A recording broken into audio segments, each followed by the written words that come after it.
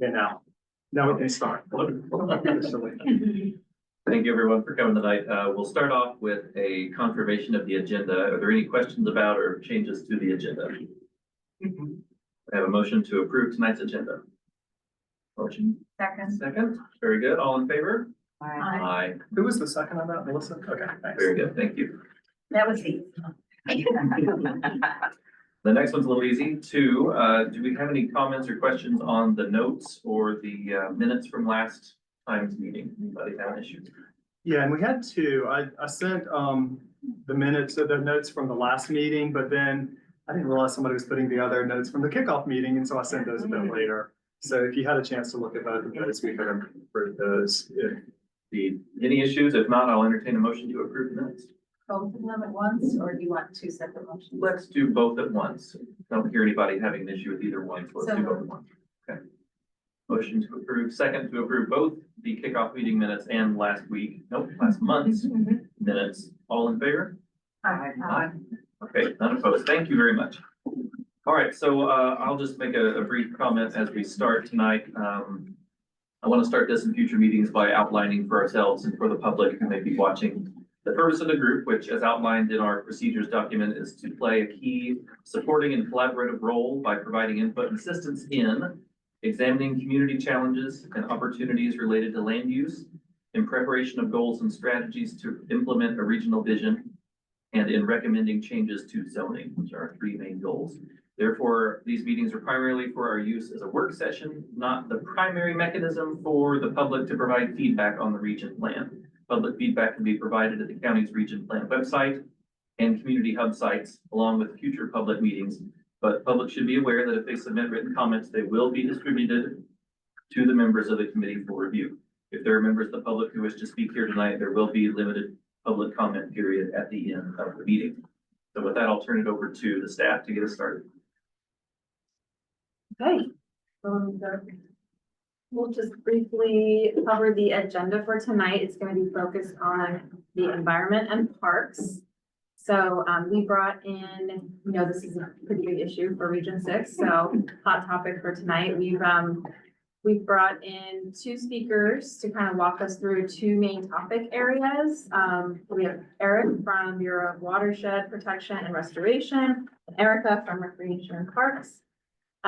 So they'll do some brief presentations, one kind of focused on water quality and watersheds in the area, and then Rec and Parks will cover, current projects, what's expected for the future. And then this is all kind of under the idea of let's work on goals and strategies for this section in the plan. So that will kind of inform two breakout sessions that we'll do. So we'll break out, and then Eric and Erica can kind of help us have more informed discussions about each of those topics, and then we'll switch groups. So you guys can each do about 30 minutes in each group.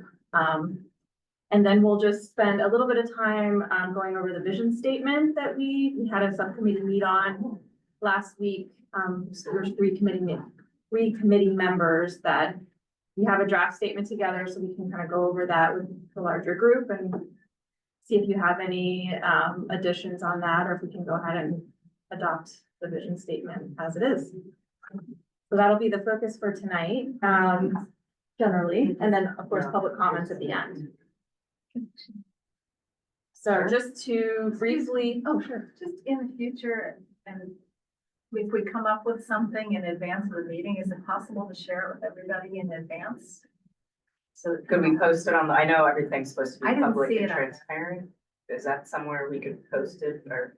Something as in, yeah, like What's what's the the vision draft statement? vision statement before everybody has to talk about it at the meeting? She's saying, could we have seen it beforehand? So that Yeah, I mean, brought comments today as opposed to reacting now. yeah, that's good. Are you feeling like there's not gonna be enough time? I mean, we could, I don't know, at this point, I don't.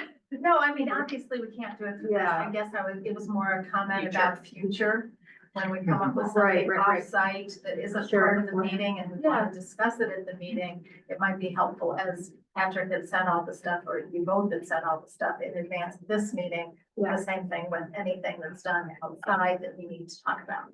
Yeah, it's a good, Just a thought. good point, yeah.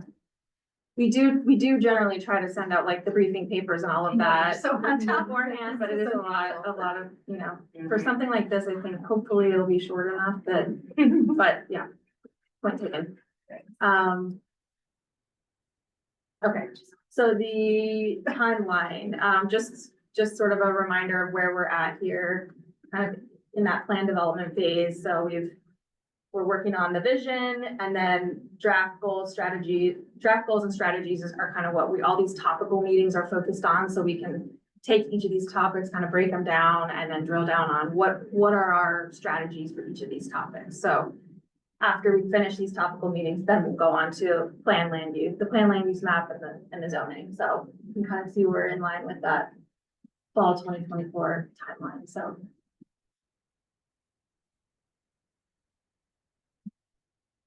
Then today, environment and parks. Next meeting will be transportation and economy. And then the joint meeting, that is a topic we wanted to discuss today because we have.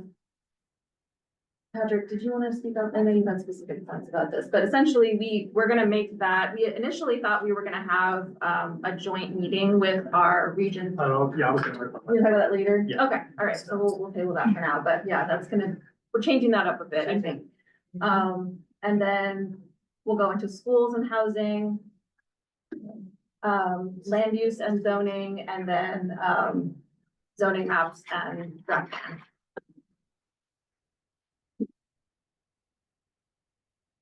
So before we jump into our presentations, just to give you a sense of, I know we talked a little bit about some of this in our public feedback summary we gave at the last meeting, but again, some things we've heard so far in terms of public comments on the environment, just a general appreciation for the rural landscape, the conserved woodlands in the region, wetlands, steep slopes, and general, water quality protection, watershed protection of the Severn and South Rivers.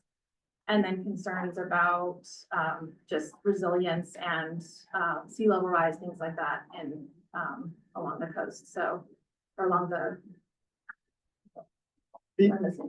No, well, this is where I was gonna pipe up and just refer to the spreadsheet that I put into you all's drive. You all got that. If that's working for you all, well, that's gonna be actively updated as we get public comment in, so you will have that available, and I'll try to remind you from time to time to take a look. But we did get actually 2 duplicate comments, but related to the Jabez branch and Millersville Park. And I did share that with our speakers as well. So yeah. So like there's like a nice GIS map for the sea level rise, and I think there used to be one for all the different environmental. Can we make that, like email that out afterwards, like that shows all the types of conservation layers and. It's on the Plan 2040 website, just so that you Oh, it know. is, So okay. it's I think I've seen it, but. Yeah. aacounty.org/plan2040, and I think you're referring to the resource conservation areas. On our website too, under the data, like the layers. Is it on there? It should be I on there, believe yeah. it is. Cause we don't have any priority preservation areas in our Region 6 grant, or do we? No. And if you could make the Jabez branch, is that a layer on the new one? Yeah. Separate layer. Yeah, just looking at the hub site.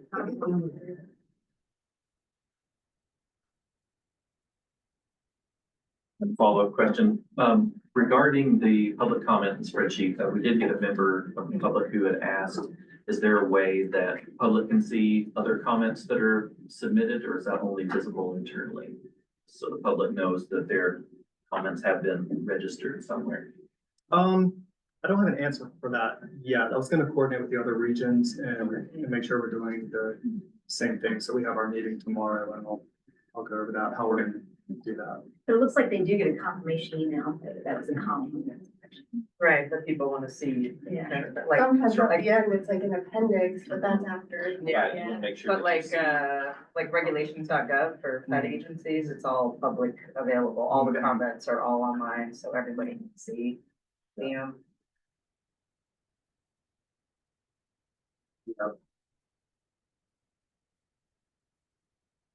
Any other questions before we?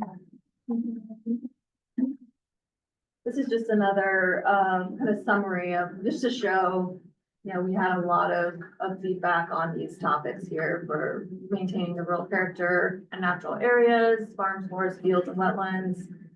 We got a lot of support for these, so it's clear that that's a big priority for the region.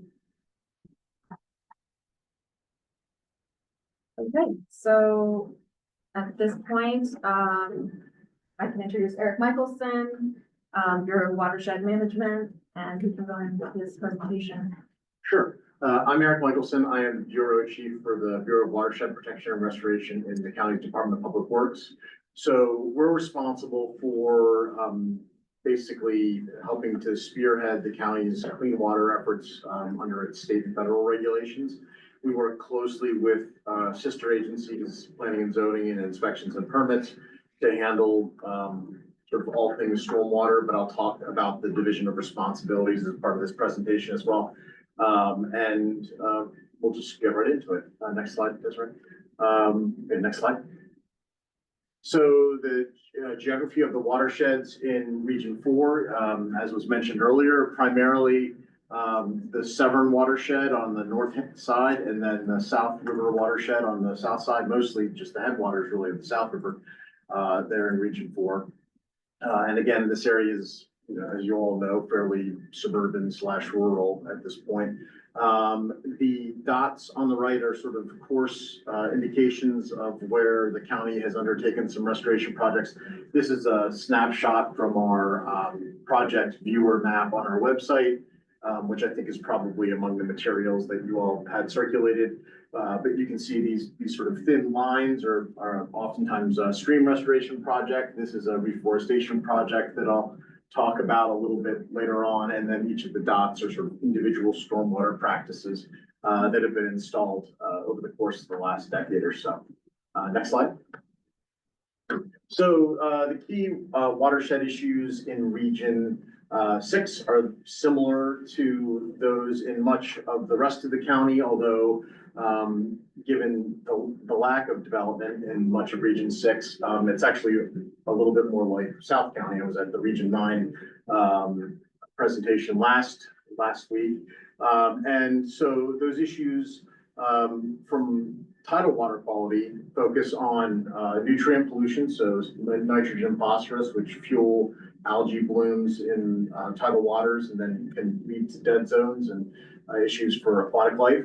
And then sediment loading. So the transport of sediment either from, could be construction sites, could be stream bank erosion, could be agricultural properties, causes issues for water clarity, and then again, organisms that exist in the tidewater. Habitat loss to a certain extent as a result primarily of development.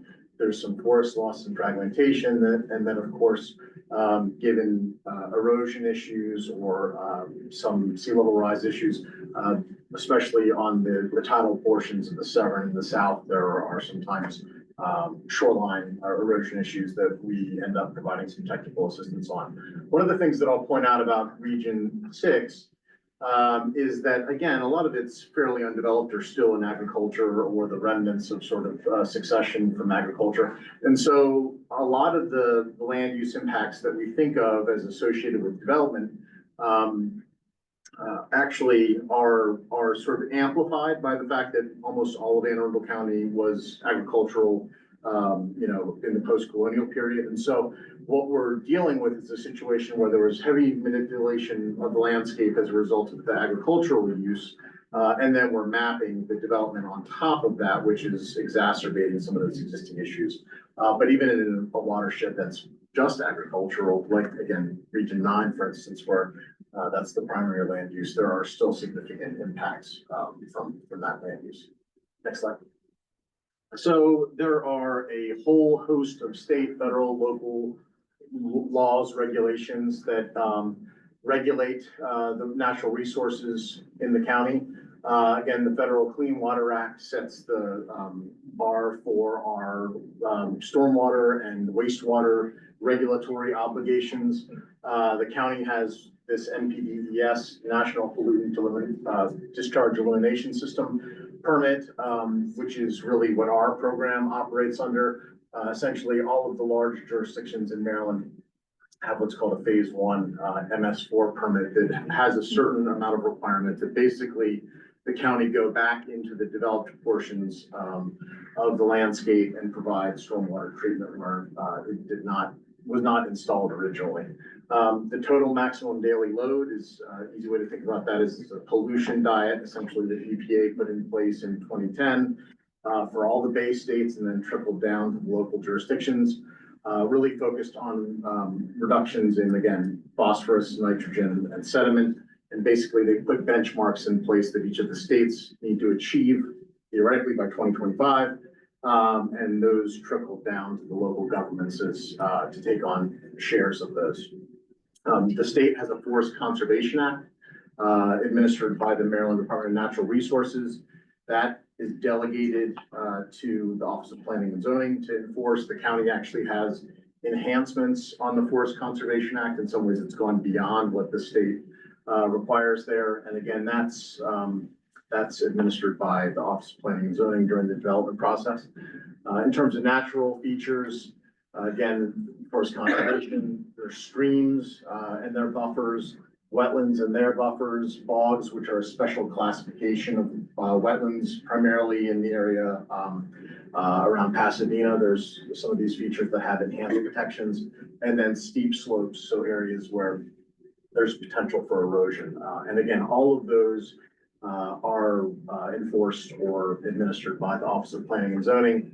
Floodplains are looked at as part of the development review process by the Department of Inspections and Permits. And then the critical area ordinance, so the critical area is the 1,000-foot buffer from tidewater with an enhanced 100-foot buffer from tidewater, again, enforced and applied by folks at the Office of Planning and Zoning. Next slide. So in terms of our program, we're really, again, focused on all aspects of stormwater, but we've kind of got two primary divisions. One is our stormwater infrastructure program. So we have folks who are basically dedicated to assessing the condition of our closed conveyance stormwater infrastructure, repairing or replacing that as that is identified as being deficient. And they, on large scale projects, they undertake projects like this. So this was Sands Road down south of here. We had a large storm event a couple of years back. Debris choked up against the upstream side of the road, caused the road to overtop and basically caused the scour on the downstream side and unearthed that pipe, which was already actually in pretty bad shape to begin with. So we came in there, next slide, that's right. And we're able to line that old pipe essentially with reinforced concrete, rebuild the road embankment and create a relief system for high flows, and also basically work with our road operations folks to make sure that there was a regular effort to clear debris from the upstream side of the road. We've got lots of places where there's stream crossings like this. Actually, Harold Harbor comes to mind. There are spots like that that have actually undergone similar situations to this in past years, where you've got basically that stream throttled down and huge flows under, tropical storm or hurricane conditions that can top those roads. Next slide. So I want to talk a little bit about the evolution of stormwater management from a regulatory development perspective. Prior to the 1980s, there really was no stormwater management, or to the extent that it existed, it was essentially collect stormwater from developed surfaces, convey it as quickly as you can to a natural area, downstream area, so you can discharge it so that you can basically prevent flooding in the developed landscape, but don't give it necessarily a lot of thought after that, primarily just focused on flooding. In the 80s and 90s, there was the beginnings of some requirements around stormwater management, primarily focused again on flood attenuation. So you may see, or you may have seen facilities sort of like this one that are called basically dry ponds. It's essentially a large grassy area, maybe with a dam around it. It's basically designed to capture that first flush of stormwater, retain it for 45 minutes, an hour essentially after that storm event so that you stop the pulse from going downstream and then eventually it dries out. In a lot of cases, historically, these areas were made or were recognized as recreational areas and stormwater management for communities, and that was kind of a failed experiment, but that period dropped off by about 2000. Next slide, Desiree. This is probably what most people think of when they think of stormwater management, sort of the conventional wet ponds. This was when really the state began to think about water quality, not just water quantity as a focus. So if you live in a community that was developed in the last maybe 20, 30 years, you may have a wet pond like this sort of shunted off to the side, have a picket fence or a black chain link fence around it. And the idea was basically have the stormwater collected from the community, from the roads, discharge the pond, has an opportunity for the sediments to settle out. And then also for some biological processing essentially in that pond to strip the nutrients before it's eventually discharged downstream. This is a community called Cromwell Fountain up in Glen Burnie, where we actually went in and rebuilt this feature. The dam had failed at that point, but that's kind of that sort of middle era of stormwater management. Next slide, Desiree. And then the contemporary standard is what's called environmental site design. These rules were put in place basically in about 2012. They didn't really start showing up into developments probably until about 2015, just given the lag of sort of the regulations. This is a community called Watershed over by Fort Meade. And the idea here is, again, capture the stormwater as close to where it's falling on the site. So whether that be adjacent to a parking lot or adjacent to, in this case, townhouses, get it into the ground and then try to safely convey it off the site. So really focused on infiltration, especially for those smaller events, and then treating throughout the site. I put this picture in here because I happen to think it's kind of a nice case of integrating the stormwater into the landscaping and the community amenity feature. It's done more or less elegantly in different sites across the county, and there's some sites where it hasn't been applied very well. But in any case, that's sort of the standard of the day at this point. Next slide, Desiree. For our program, again, like I say, we've got these regulatory requirements handed down from EPA through MDE, Maryland Department of the Environment, that require we go back into the developed landscape and provide treatment where either it didn't exist at all or didn't exist to contemporary standards. This is a dry pond retrofit in the off Veterans Highway. Mill Race is the community, if you know that area. And this was, again, a case where it was basically like a 3-acre basin that was kind of a swampy grass feature. And what we were able to do was work with the community to take about 3/4 of the footprint of that feature, turn it into a stormwater wetland. You can see the waterfowl using it here. And then we elevated 1/4 of the feature so that they had a proper recreation spot. So, you know, again, going back into the developed landscape, it's just a series of negotiations. It's not an ideal situation, but that one worked out pretty well. Next slide. This is, you know, the county tries to practice what it preaches. You can't see it right now, but just at the corner of this lot, there's this stormwater feature existed when this development originally went in. It was a wet pond. We basically converted it to a stormwater wetland to get additional storage in that feature and to get some additional benefits. So it's not, you know, especially this time of year, it's all the vegetation, senescing and whatnot, but we're getting ready to put some signage out and have an opportunity for folks to at least be able to see sort of the contemporary standards once they go in. Next slide, Desiree. The second class of restoration projects that we focus on are what are called outfall restoration projects, basically where that developed collection and conveyance stormwater network meets the natural systems. So a lot of times these were a lot of times they are sort of pipes that are just discharging onto steep slopes or areas where there isn't stable soil. We don't really have bedrock in Anne Arundel County. So if you've got concentrated flows, especially on sandy soils and that sort of thing, you can really have a disaster occur. This is this site here on the left is the site during construction. It was basically a 10 or 15-foot gully, just below the Millersville Post Office, if you're familiar with that area. And then the site on the right is post-restoration, basically during a storm event. We go in, create a series of structural features that can basically withstand the runoff, and create habitat, and a stable, system to be able to manage those increased discharges from that, watershed. Next slide. This is a project in the region. If you're a golfer, hopefully you've seen it already. If you're not a golfer, you know, I encourage you, to swing by the course there on General's Highway. It was really a neat, opportunity when the county bought that property from the city. I think most people probably know the course was really in disrepair, so the course was getting overhauled. At that time, the course had a number of spots that were kind of low-lying, wet, that had been problematic for a long time. So we said to Recreation and Parks, hey, what if you just let us, you know, take over those features, and you guys can get the course that you want here, and we'll, you know, modify and enhance some of those wetland features. And so now you've got an award-winning course with basically stream wetland complexes running throughout it. We put in boardwalks throughout the site so that there isn't that constraint that you have in a culvert.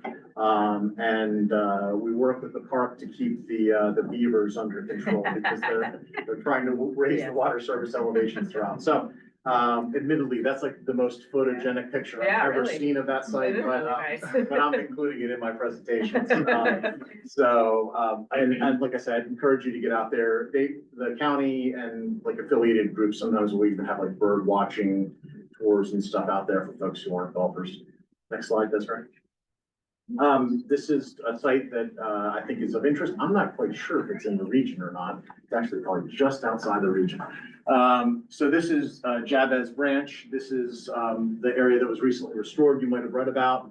So the area on the left was pre-restoration, essentially water coming off of 32, coming off of 97, had just completely blown apart that system, which was, different parts of the system were basically the last remaining, coastal plain site for brook trout at one point.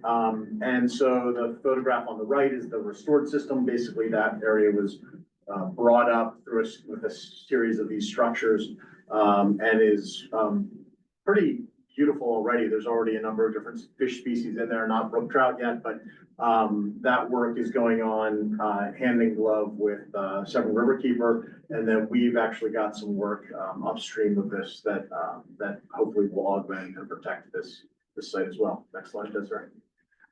We have a restoration grant program that we have run for about the past decade through the Chesapeake Bay Trust. We give them essentially $1 million a year to hand out as grants to local nonprofit organizations who are doing restoration efforts. That can be watershed groups, it can be community associations, it can be religious organizations.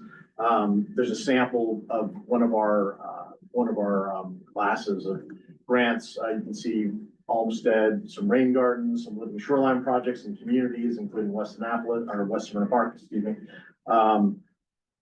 Some agricultural projects like the St. Dixon Farm, which is a sod farm over in St. Margaret's. But so we run that program annually. It's currently open.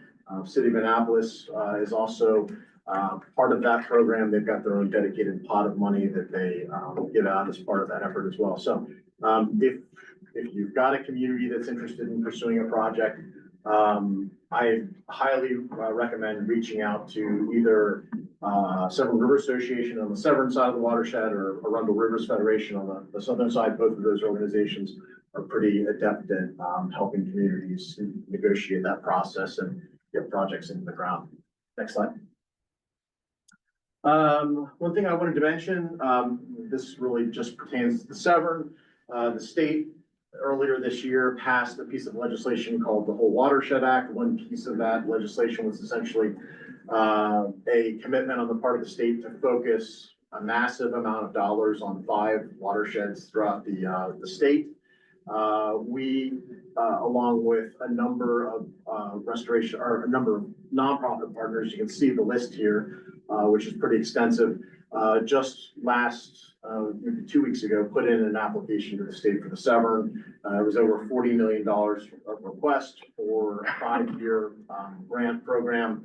We'll find out in April whether or not they get that, but, it's a significant effort. Actually, the city of Annapolis is a partner on that as well. And so, it's just, I think it's really a testament to the amount of, sort of grassroots-based activity that's going on, in the region and in the Severn and South River watersheds in particular. Next slide. Oh, I mentioned earlier, tree planting. We did a 10-acre tree planting in, Bacon Ridge. This was on property that the Department of Recreation and Parks had acquired, corner of Chesterfield and St. Stephen's Church Roads.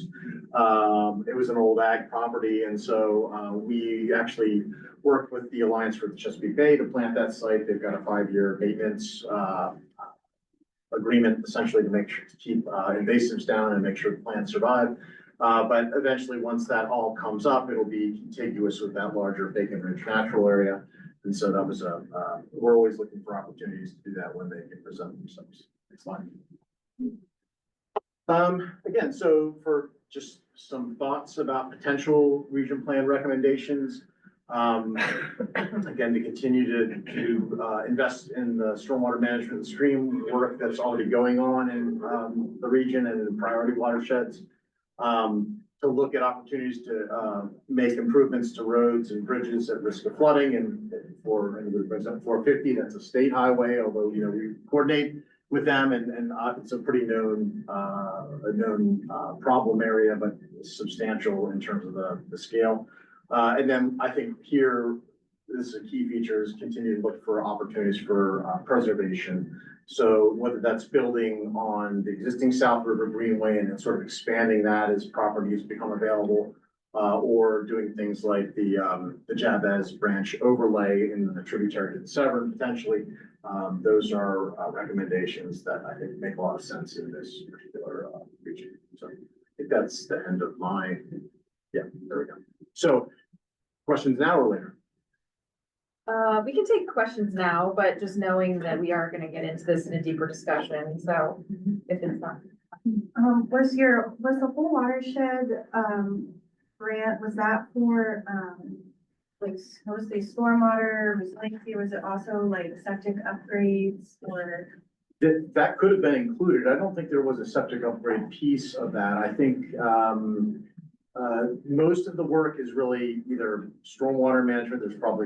There is some shoreline protection work that's in there. If you might have seen the group, so there's, Oyster Recovery Partnership has like a reef building component of this. And then there's a significant education and outreach element to, particularly to underserved communities. So it sort of runs the gamut, although I think the septic is the one thing that wasn't really included in this. There wasn't too many green dots in our region. I guess the way like this draft, and I don't know if it's like our 30% that we're reading when you guys sent out these read aheads, it kind of still seems pretty generic where it's kind of county based. Like it would be great if there was like maps focused on our specific region. You know, there's parcels along Sunrise Beach Road that are next to the woods that open space has tried to acquire, I guess, but it was too expensive. So since we don't have any priority preservation zones, just sort of coming up with some metrics of like, what's the rate of easements and preservation that have been happening in the last years, and what are some actual goals that we're trying to set? Or for you like ours, there a number of projects that we're looking to put in Region 6, or just more specifics, I guess. Well, like you said, nitrogen, I read the report, right? It said like nitrogen, phosphorus, right? Which isn't surprising really, but like, and the sources though, so like goals to help reduce that and what are the key components? Because I see a lot of, I mean, what you talked a lot about is, a lot of this too is point source, you know, pollution, but I didn't see much on non-point source, the runoff, which could be a lot, you know. I mean, I would say mostly in this region, it's almost all non-point source. Yeah. Likely. I mean. But you have a lot of stormwater and you have a lot, you know, but like, what could we do? And then what do you guys think about the non-point source and things to do there with just wetland, I mean, in general, right? Right, well, okay, so I'm thinking of stormwater as a non-point source, so what do you mean when you? use Well, the you've term? got, I guess, in terms of the Clean Water Act world, stormwater is considered still in the point source realm. So I was thinking more other forms of runoff, right? Not just from, you know, I mean, you have stormwater runoff, but not into a pond pipe. It's stormwater runoff. It's point source, but it's regulated like a non-point source. Mhm. The MS4 permit, yeah, like you say, it treats it sort of in the aggregate like a point source, but each individual instance is a non-point source, and that's literally where the rubber meets the road in terms of those cases. So I think, you know, to Jasmine's point about septics, which probably are the closest thing to a sort of a point source that you can point to in the region. I think, you know, the health department does have Bay Restoration Fund grants for upgrading septic systems in some cases. This region's kind of so sparsely developed. I'm not sure if there's a lot of opportunities for connection to existing sewer, but again, that would be something that could be explored as an option, particularly in the waterfront communities or where you've got areas where that groundwater is making its way into tidewater fairly quickly. But that's, you know, again, it's like hand-to-hand combat in terms of trying to get individual homeowners who are making their cost benefit calculuses on whether that's. The plan talks about alternative methods, so I didn't know if that was code for like not quite the hookup to a wastewater treatment plant, but other strategies for maybe helping. Yeah, I would think like the best available technology, the buried units or something. Yeah. When applying or using the storm credits, do you have a breakdown of how many you guys are looking at with repairing buffers and stream restoration? I think it's mostly stream restoration that you guys are working on. So I can get you the breakout in terms of that. I would say stream restoration is a big piece. Shoreline management is another large piece. Conventional stormwater BMPs are a significant piece. There are annual practices in terms of not so much in this region, but in other parts of the county, things like street sweeping and other activities. Riparian buffers would fall sort of into the tree planting zone, and I would say we'd like to be doing a lot more of that. It has to do, you know, with, again, landowner willingness and sort of opportunities to have access to large tracts of land. But there are more and more pots available for reforestation in particular, if there's folks who are interested in that. Any questions right now? We can I'll be around. continue on. Yeah. Okay. Thank you. Okay, next is Erica Jackson from Department of Recreation and Parks. Everyone, I'm Erica Matthews with the Department of Recreation and Parks. I'm the current Deputy Director for the department. The department does manage just under 13,000 acres of parkland, but tonight we're going to focus on the 11 parks that are in your region. I did not include state, federal, or Board of Ed property because I really have no control over what they do on those properties. I also didn't include Crownsville Hospital Memorial Park, and I think we've changed the acronym since I've done this, that it's just Crownsville Memorial Park. While it's in this region right now, it's being managed by Central Services, and our only role is one, we helped with the recreational subcommittee part of developing that master plan, and we do have current ball fields out there that we are managing. So some of the cool things that are in this region are, as Eric mentioned, the Eisenhower Golf Course, which was a great addition. It's one of the two that we have in the county. And we're gonna get into a little bit more of that a little later. You have about 1,600 acres of parkland right now. And a pretty significant part of that is 1,000 acres is in the Bacon Ridge Natural Area. And that was a great conservation acquisition that we completed. You also have the South Shore Regional Trail, which is just under 9 miles, and it comprises of about 70.24 acres. So We always call our trails linear parks. So, they have the same rules Yeah. as the rest of the parks. There are open and closed hours, but we do recognize that they also serve other functions other than just trails. It's transportation method, socialization, gathering. So having trails in your community are pretty significant. If you're curious about what amenities and parks are in your area, we do have an online, it's called an app, but it's not on the phone. I don't know why they named it that. But there is, you click on that, you punch in what you're looking for, and you can find whatever type of recreational activity it is that you're looking for. So it's our Park Finder app. Next slide, please. So the department does not randomly just choose projects to complete. I know that some people think that we just do this, we shake it, and then it all just sort of spills out. There's actually a lot of planning that's done. Our biggest plan is our land preservation, recreation, and parks plan. We just completed that in 2022. It's done on a 5-year cycle. And we complete this in order to continue to get money from the state through program Open Space. But it also helps us to identify needs and wants, proximity, and equity. So it gives us a lot of data for decision making. There is a very robust process where the information is placed out for people to comment. We had probably 7 or 8, either 8 or 9 region meetings to just talk about it by the district level, to get the feedback to determine what are the needs, what are the wants.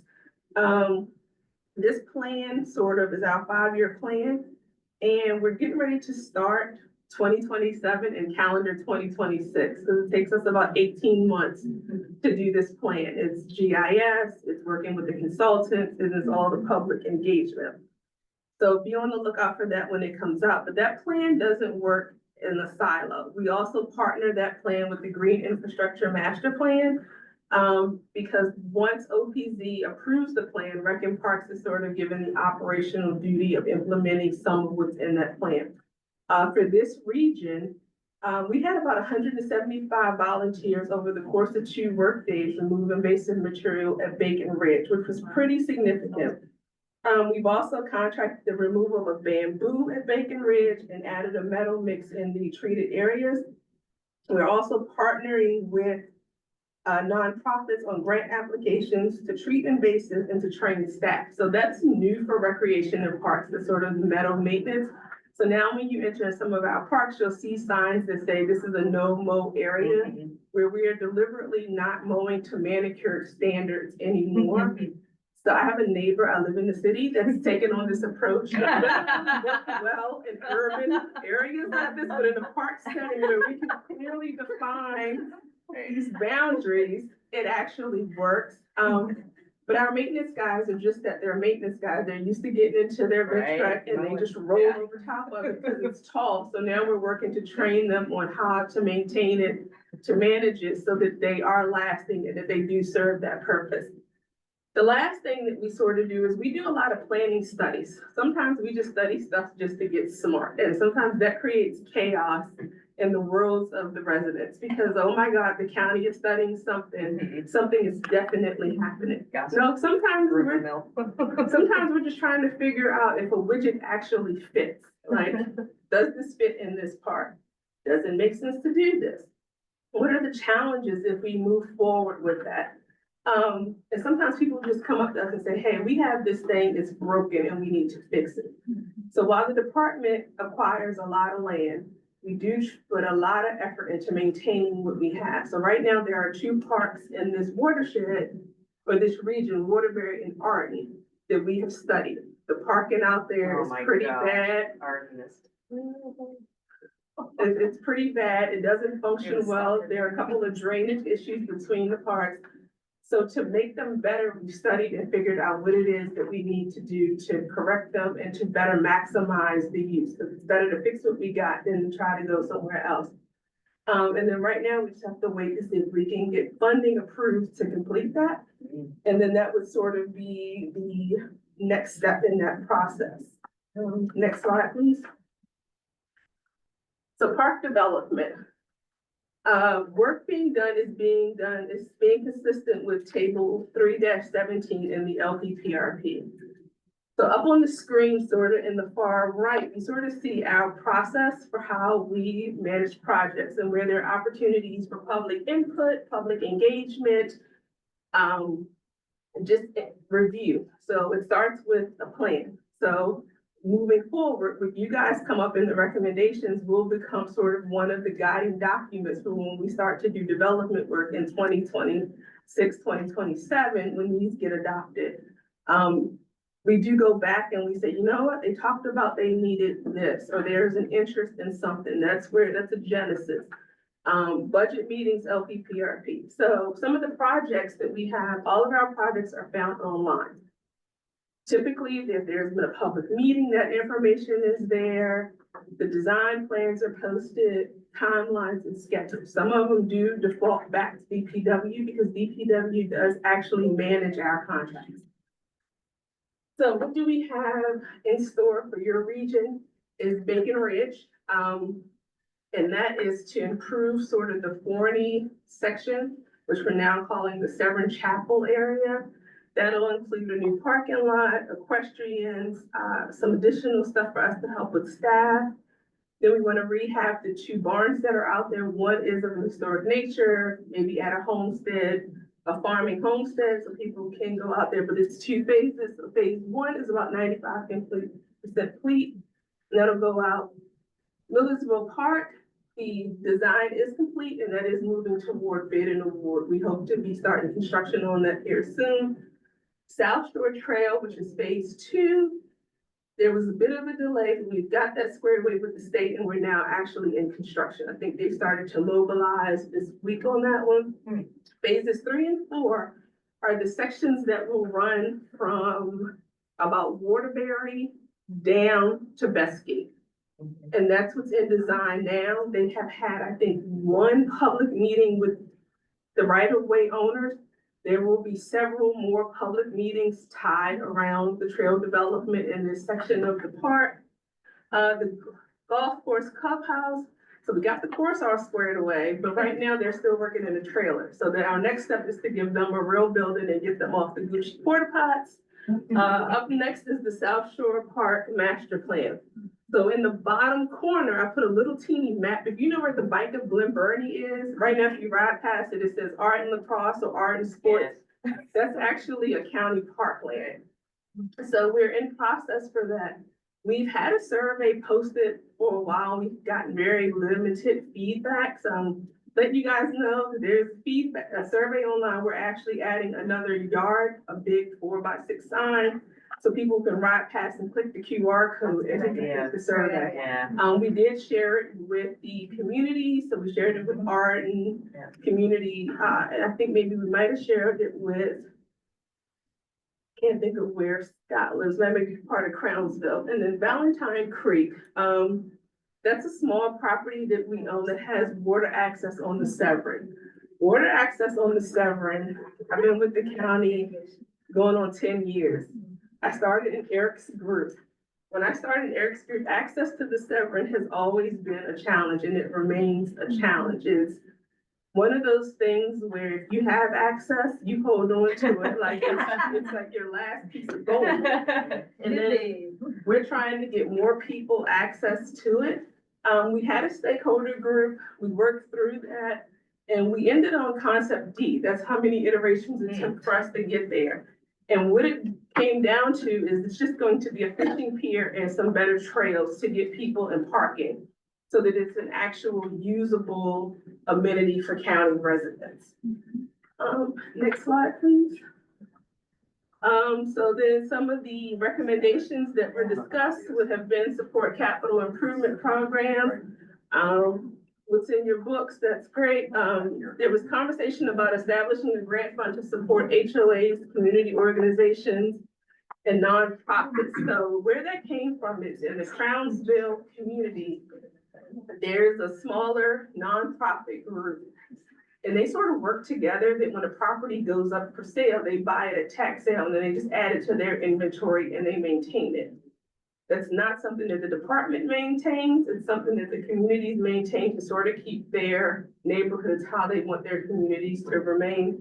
And then we're open to any other long-term ideas for discussion. And with that, that's pretty much a summary of what's going on in your region. I wasn't sure if I should talk about the comments or if that was later, Patrick.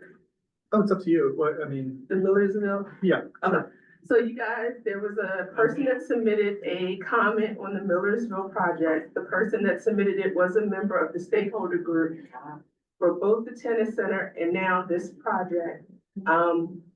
I just brought a couple of pages out of the stormwater management report. The plans that we have for the property result in 100 and, what did it say? That our required stormwater management was 52,000 cubic feet. I'm sorry, it was 30,000. We provided 52, which was 170% of the required value. So we have gone over and above what would just be the minimum. We're doing some of the ESD practices that Eric talked about previously. We have microbial retentions. We have a large area of conservation on site. We've expanded buffers where possible. So basically around where the houses are, we tried to get to a 50% landscape buffer. To also add additional screening and uptick, we've added enhanced landscaping. And then we also reduced water runoff in the 110 and 100-year storm events. So it's not just out there with no stormwater management. There is a lot of stormwater management that was included in part of this design. On the water access, is like Arlington Echo ever been considered a spot for water access since that's public? As, That's Board of Ed, I think. That's Board of Ed. I mean, it's kind of, Yeah, it's not counted, it's not, yeah. I have just a quick question. So in terms of like the maintenance of the parks, is that something, for example, if there's issues in, I live near the Crown Park, and there's always, I know they're doing some work right now, but when there are like things that like that, that the community notice, where do you raise that issue? Where do you say, hey, I noticed this, so it doesn't get worse? So we do routine maintenance where we have 4 district maintenance teams and they're supposed to visit every park twice a week. If there's something that you see, you can always use the county's 311 C-Click program, or you can just give us a call at 7317 and then somebody in the office can take down your concern and then we can go and check it out. Yes, sir. You know offhand where the Valentine Creek property is? Yeah. It's back off of, because I've been there, it's going back towards Old Harold Harbor Road, Yeah. and it's tucked sort of back in that area. Oh, I think I might have the address on my There's paper. not that big stormwater. I think it's the one most of us probably fought If you go against. out there now, it has signs that it's like Crownsville Conservancy is helping to maintain it. But it sounds like you reduced the footprint and you've also made some concessions at the tenant center. Try to respect that it's an environmentally sensitive, part of the that's part of the job. The Millersville one, yes, is part of the Jabez. I'll give you that address. I didn't put it on my notes. I'll give it to Patrick and then he can include it in your document. But the tennis center, we still think that that's a great idea. It would have been the only one in the Yeah. county. It just sort of, that fell apart during the lease negotiations. County council elected not to approve the lease. So we had to pivot back to our original intention when we purchased the land, which was for active recreation and community use. So while there are some ball fields that are in there, it does expand community. There's like a mile of trail, really big playgrounds going in. We have meadows, pavilions, gazebos, seating areas. You can sit by. So it's pretty expansive now. Yeah, where is that? Sorry? I'll Where was send that you- proposed? Actually, that Millersville. That was Millersville. She asked me a question about Millersville. Park. Yes, so that's the newest part. And then I'll get you guys the address for Valentine Creek. Those houses were not big fans. Yes, ma'am. No, they are. What's the timeline on the south, the phase 3 and 4 for the South Shore Trail? We are just in the start of design, so we're still acquiring right of way. Phase 3, right of way has been a little bit easier to acquire than phase 4.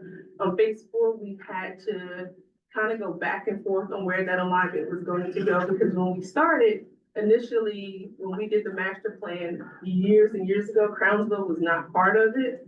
So then we were looking at an option that would take it from Fairfield Loop, sort of where that circle is, come down past Crownsville Highway, somehow hit Honeysuckle, which is a little narrow, come across Honeysuckle and then get back to General's Highway.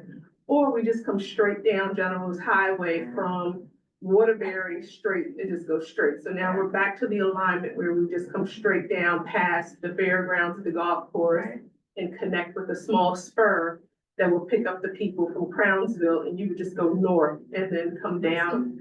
Internally, there will be mountain bike and equestrian trails eventually developed on the Crownsville site, and then we're also studying a natural trail connection from Waterworks over to Bacon Ridge, so that we can connect all of our mountain bike trails to the city of Annapolis's mountain bike trails, so that that unique user group has a scenic route that can get from Annapolis all the way up to this point. And so those stakeholder meetings that you said were in session right now, so that would be the stakeholders along General's Highway? So at that point, we're in right away in design. So those are just public meetings at this point. So the next thing would be a public meeting to give you updates and to get feedback on how the project is progressing.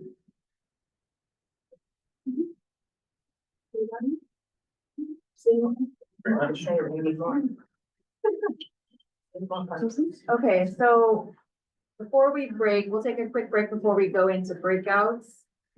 Just before we do that, we did print out some of the strategies from Plan 2040. So just wanted to remind you guys, Plan 2040 does address the natural environment, and there's a lot of strategies we already have that are countywide that address, open space goals and stormwater goals and all of that. And so we don't want to repeat anything that's already, outlined for the whole county. And sometimes even especially for the environment, can be a larger, it's like region boundaries don't necessarily make sense for environmental issues. So, we want to take a look at what we have identified in Plan 2040, and then what Region 6 specific things can we add to that.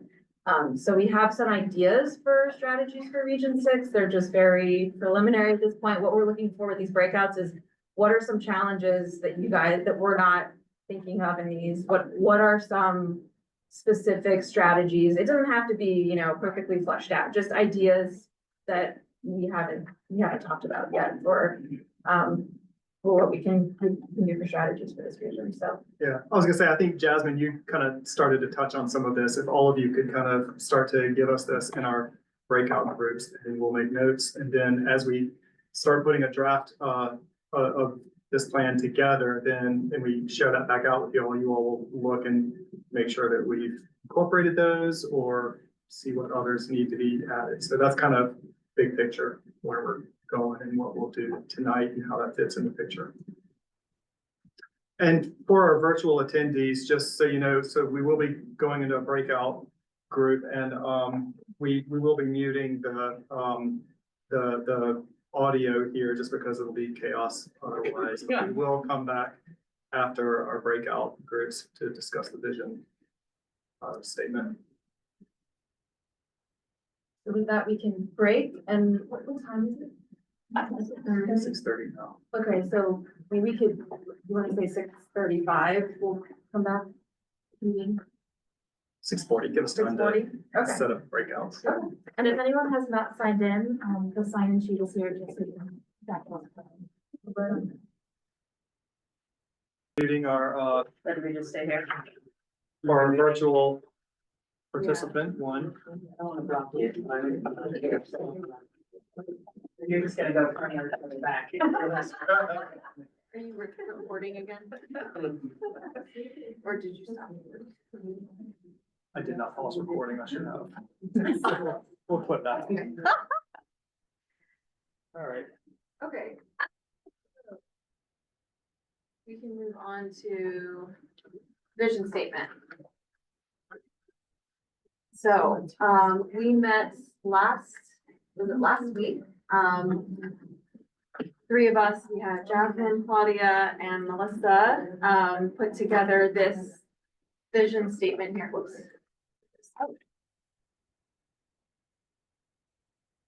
We read it or? Oh. No, we're good. So some of the phrases we talked about wanting to include, like making sure we highlight in the statement was vibrant, water access, historic community. We talked about maybe including something about the Crownsville Hospital, but then decided that we wanted to stay a little more broad. We wanted it to be positive. We wanted a statement about traffic flow, it being a crossroads community, balancing the historic crossroads with kind of connecting to larger urban areas, limiting development to small business hubs, avoiding additional traffic, and preserving the way of life in natural areas. So those were kind of the main themes that we discussed, including, and this is kind of where we ended up. The bolded, enhanced, vibrant, and revitalized was sort of a word choice that we wanted to leave up to everyone to kind of vote on what you prefer, but yeah, so the statement, Region 6 protects and enjoys its preserved natural areas, trail network, and historic crossroads community. Essential services are provided by limiting development to enhance small business hubs. Traffic on local roads is minimized. Trails and transit safely connect residents to larger, more urban commercial areas and adjoining regions.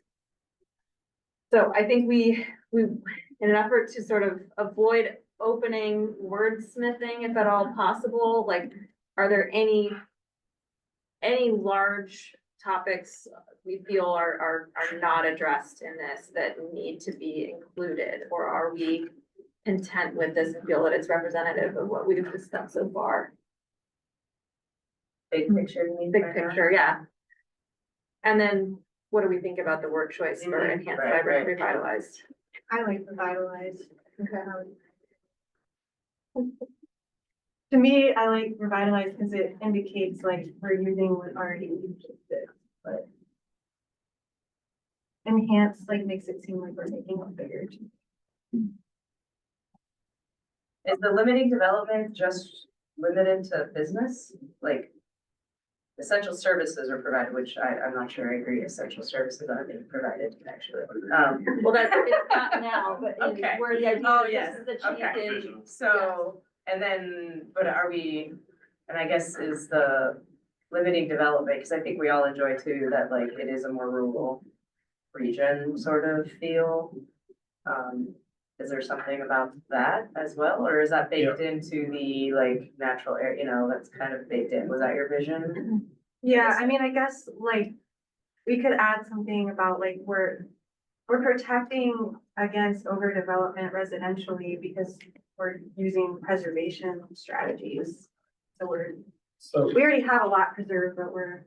I was thinking about the enhanced word. What if you move that to the start and say Region 6 protects, enjoys, and enhances its preserved natural areas, trail network, and historic crossroads community. And then essential services are provided by focusing development to revitalize the small business hubs. I like it, I like that too. So now you're saying that we wanna, right, we're assuming it was vitalized at some point, and now we are focusing that development in those areas. Yeah.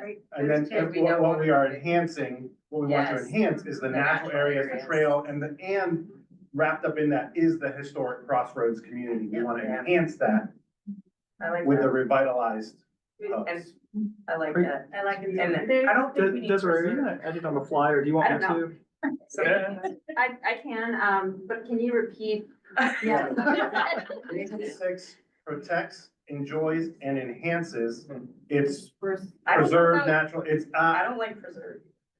it's not, well. So I guess the one caveat, I guess the one thing I'll say is that this statement was written as if these things are achieved. So if you add in enhances, it sort of implies, or It's you all want it present to be, Expanded, you want it to be that this has happened at the, like, sort of at the planning horizon of, Has It's enhanced. not it a. had, yeah. So, Okay, there we go. So Region 6 It's not a protects, limiting done. Protects, enjoys. and hasn't, ooh, that's awkward. Right. And enjoy, how about it's expanded preserved natural You areas? can say, see, since it's present tense, and this is the second language. Maintains, Speaking is protects, enjoys, and maintains. maintains or enhances, Or like not present, continually present, Yes. present. Because it could The be natural, like and let's say like the first, Ongoing enhancement. like the first milestone is protect the natural areas, no matter what, correct? And enhance them, make them beautiful, expand them, whatever it is, but it's present, present, present. Yeah. And then we can, So if you do the second part first and do essential services are provided by focusing development. You don't even really need development, are provided by revitalized small Yeah, business. provide, yeah. I mean, I think we had limited development and. I think we didn't wanted have to make it, sure added that, it, that we now. put something in there, at least, I could be wrong, but possibly, I thought the conversation was that we wanted to make sure that we had something in there that said that we didn't want to see development just run amok. Just We wanted to make sure we were limiting development. I think that's a strong sentiment in the community too. Yeah, in so general. Support Okay. keeping something Yeah. like that in there. I like focusing. Yeah, I like those too. and then one important thing once we go to that word is like small businesses hubs has an interesting connotation for franchises that call some of the franchisees as small business. Yeah. I would say local business, and again, this is more about like the Yeah. technicality of the, because if you go to, any big franchise, they're locally owned, they're considered a small business because of their size, but it will be whichever brand you like. So I would say probably is locally or whatever we want to say, but to keep that kind of like more community, Community. I don't know, it's kind of, it's not about the size, it's more about the type of the business, right? It's Local captions. local Business hubs, does that businesses, capture it? or, yeah, local business hubs. I don't know, let me look the, owned. I mean, I don't want to get into a Locally lot owned of businesses. Franchise. Desiree, Yeah. can you replace Non-franchise? limiting with focusing? Can we say The line right non-franchise? above where you're Let me currently. see, yeah. With focus.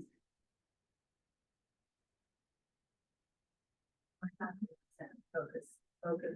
Central services are. You mean, so, Focusing, On limited development in the small business. yeah, I think that's how it was. was it?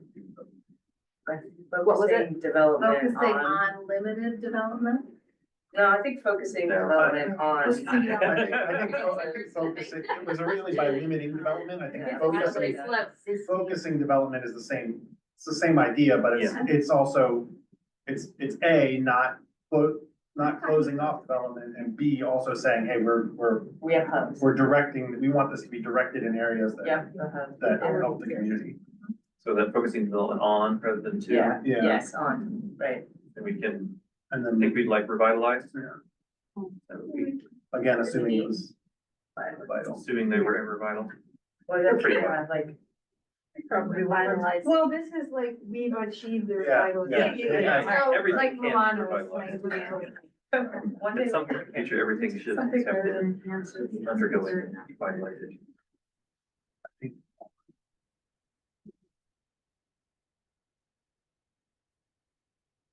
Focus on something. Yeah, that's on is the right. Yeah, on or Services in. are provided by focusing development in. We can ask our AI tool, I have a couple AI tools. Focus on something. Yeah, you focus on something, right? Yeah. But within, essential services are provided by focusing development within revitalized local businesses. That sounds like it's kind of fine. Yeah. Yeah. Okay. I like Yeah. that, and, yeah. Within. Got a boundary. I have no issue at all with the last couple. No, of that's sentences. been- I that think those was are great. We worked Yeah. hard on those, Yeah. guys.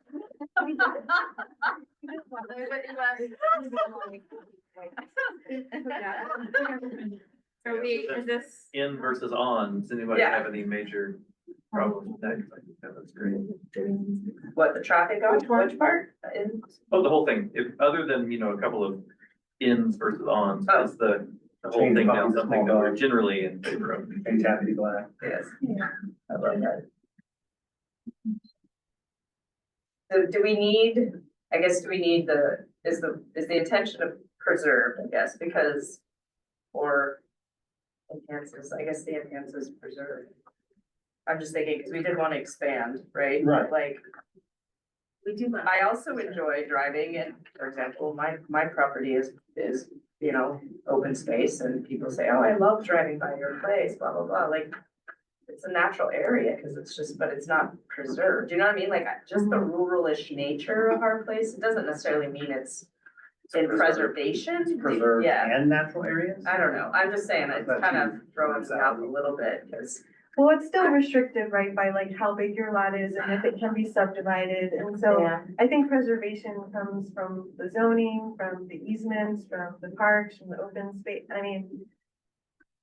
I would make the case that what is protected is already preserved and we don't need preserved in there at all. You could say That's what I'm saying, enhances. I don't know that I need that Yeah. extra word. It's natural areas, right? I don't think we need the preserved piece. That's Especially throwing- considering we're starting with protecting. And we have the focusing development Yeah. piece, right? Right, To exactly. make it clear Yeah. too, that we're, yeah. Yeah, okay. About that. Take that first.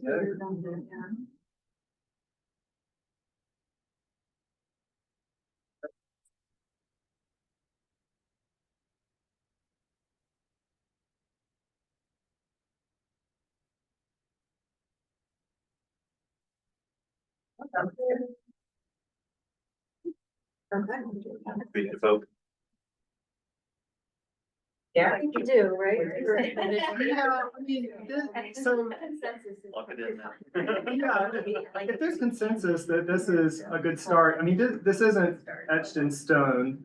It's not until you all send the final draft of the plan to the planning advisory board. So this can be revisited. And if we talk about something in a topic next month or the next, and you're all like, you know, this ought to be addressed in that vision statement, we can get it in there. And I'm just noticing on this map, it doesn't say preserves, it says protected, Protected. so. Everybody put it on your mirror and read it every morning and tell us how you feel about it after. Then grammatically, it says through focused development versus focusing development within revitalized, local business, but I don't know if that's the intention. So it says Is essential that- services are provided through focused development. Yes. Ah. Instead of by focusing, it says like through focused development That's what AI said. within revitalized, like, well, which is the best for writing, but I was like, just giving some prompts. One, When I get just grammatically. one other thing is we tossed around, like, we didn't mention water or water access in this, but like, we were considering the natural areas to also Include encompass water. water. For and- sure, no, that's definitely. And the ag, like anything. Yeah. Absolutely. Essential services covering some of like the recreation we talked about in our group, the access to recreation for communities. I think That's so. covered. Yeah. I think that's essential for public health and well-being and, yeah, Cool. Yeah, I agree. Sandy. yeah.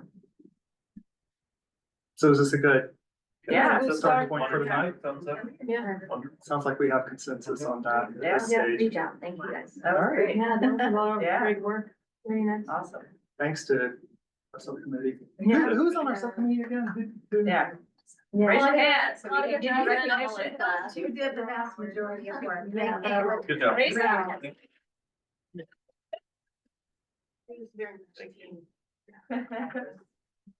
They provided the draft. So we're on to public comments. Oh, did you have other, no, okay, After that, okay. I did. Anyone here wants to provide public comments? I think we did have a member of the public who left earlier. Wasn't she? Yeah, she was. Yeah, Yeah. you might have someone online. Yeah, we do have one attendee online. And this is the public comment period. If you can raise your hand if you would like to speak now during this public comment period. And I'm not seeing a hand raised, so. So I think you can close the public comment period then. I take a motion for that. Any motion to close public comment? So moved, seconded. Public comment is now closed for tonight. I'll Sure, yeah, go ahead. Up on the desk. All right, so, our next meeting will focus on, transportation and the economy. We've got folks from, these two agencies coming to speak to us on January the 14th. I think we've settled on this as the location for our Yeah. SAC meetings, correct? I think we kind of put it out there last time, but I don't know that there are other places that y'all are aware of. The only other place was where we met the first time with the bigger group, but most of us might work. That's a little outside the region too, though, Is it so, outside? yeah.